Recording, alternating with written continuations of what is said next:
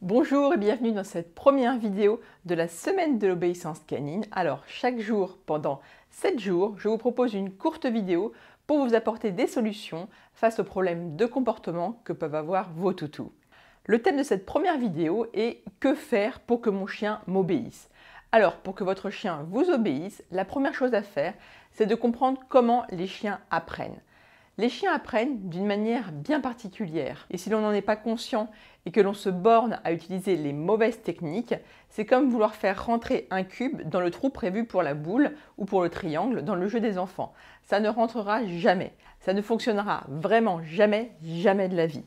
Donc commençons par comprendre comment les chiens apprennent. Les chiens apprennent par un grand mécanisme que l'on appelle le conditionnement. Il en existe deux types.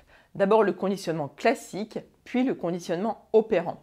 Le conditionnement classique, c'est tout simplement l'expérience de Pavlov, expérience bien connue.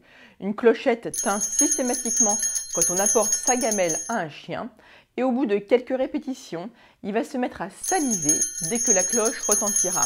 C'est simplement le remplacement d'un stimulus par un autre avec l'habitude. Exemple pratique, vous emmenez toujours votre chien sur l'herbe pour faire pipi, et bien au bout d'un certain temps, dès qu'il va sentir l'herbe sous ses coussinets, ça va lui donner envie de faire pipi. Ça, c'est du conditionnement classique. Le conditionnement opérant est différent. Il se rapproche de ce que l'on appelle la loi de l'effet. Alors, cette loi de l'effet postule qu'un comportement est plus susceptible d'être reproduit s'il entraîne une satisfaction pour le chien. Et il sera plutôt abandonné s'il en résulte une insatisfaction.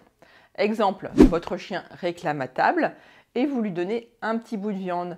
Le comportement de réclamer va être renforcé car il entraîne une réponse satisfaisante pour le chien, l'obtention de la nourriture. Si vous ne donnez jamais à votre chien à table, ce comportement va s'éteindre car il n'y a pas de récompense, il n'y a pas de réponse satisfaisante pour le chien. Alors on vient de voir la différence entre conditionnement classique et conditionnement opérant. Maintenant, pour rentrer un peu plus dans les détails, on peut encore diviser le conditionnement opérant en 4. C'est ce qu'on appelle les 4 cadrans du conditionnement opérant. Pour ces 4 cadrans, on utilise 2 mots et 2 signes. Les 2 mots sont renforcement et punition et les 2 signes sont plus et moins. Punition signifie que l'humain souhaite que le comportement diminue en fréquence. C'est pour cela qu'il y a une flèche vers le bas. Renforcement signifie que l'humain souhaite que le comportement soit appris et répété par le chien, d'où la flèche vers le haut. Plus signifie qu'on ajoute quelque chose et moins signifie qu'on retire quelque chose. Dans ce cas, ça nous donne 4 cases, renforcement positif, renforcement négatif, punition positive et punition négative. Les deux les plus faciles à comprendre sont le renforcement positif et la punition positive.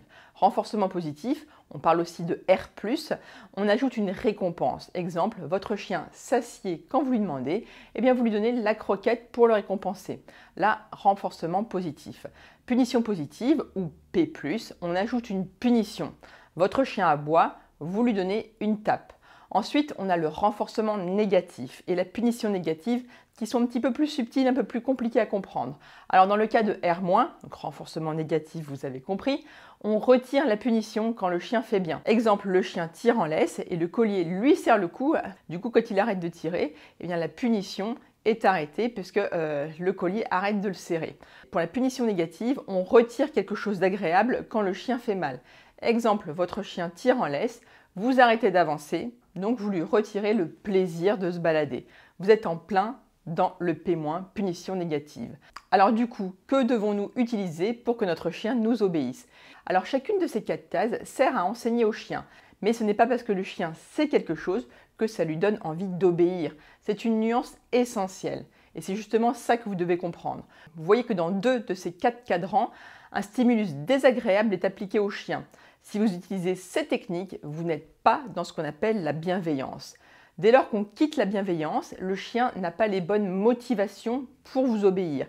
Il obéit pour éviter un événement coercitif désagréable pour lui. Et du coup, il n'hésitera pas une seconde à désobéir si l'occasion se présente. C'est le gros souci de l'éducation canine traditionnelle qui se base essentiellement sur P+, R+, et R-. On n'est donc pas dans de la bienveillance. Le conseil du jour est donc de rester dans R+ et P-, renforcement positif et punition négative, c'est-à-dire de rester dans la bienveillance pour construire petit à petit une vraie complicité avec votre chien et c'est comme ça qu'il obéira. Dans cette configuration, votre chien n'obéit pas pour éviter une punition désagréable pour lui, mais il vous obéit pour de bonnes raisons et c'est comme ça que vous pourrez avoir un chien pas à pas obéissant, qui ne tire pas systématiquement sur sa laisse, qui vous écoute et que vous pouvez laisser chez vous tranquillement à la maison sans arrière-pensée, sans risquer de retrouver tout sans dessus-dessous à votre retour. Alors j'entends souvent dire, oui mais l'éducation bienveillante, c'est une éducation de bisounours, car on ne punit pas le chien et le chien devient le chef et fait tout ce qu'il veut dans la maison. Alors vous comprenez bien évidemment tout de suite que c'est faux. Non, l'éducation bienveillante n'est pas synonyme d'éducation laxiste. Vous pouvez bien évidemment empêcher votre chien de faire n'importe quoi, puisque vous pouvez utiliser une sorte de punition qui a pour but de réduire un comportement. Il s'agit de la punition négative qui, comme vous venez de le voir, se base sur d'autres stratégies que la réprimande physique. Une deuxième stratégie, en plus de la punition négative, c'est d'agir en amont pour éviter certaines situations où le chien serait poussé à la faute. Je vous reparlerai de tout ça dans les prochains jours, car vous l'avez compris, le but de la bienveillance, ce n'est pas d'être juste gaga de son chien, de lui faire des bisous et des caresses toute la journée, pour au final ne pas arriver à avoir un bon chien, de ne pas arriver à avoir un chien équilibré qui vous écoute et qui vous obéit. Voilà, on arrive à la fin de cette première vidéo du premier jour de la semaine de l'obéissance canine. Je vous retrouve ici demain pour la deuxième vidéo de la semaine. Nous parlerons du chien qui grogne et nous verrons ce qu'il faut faire dans ce cas.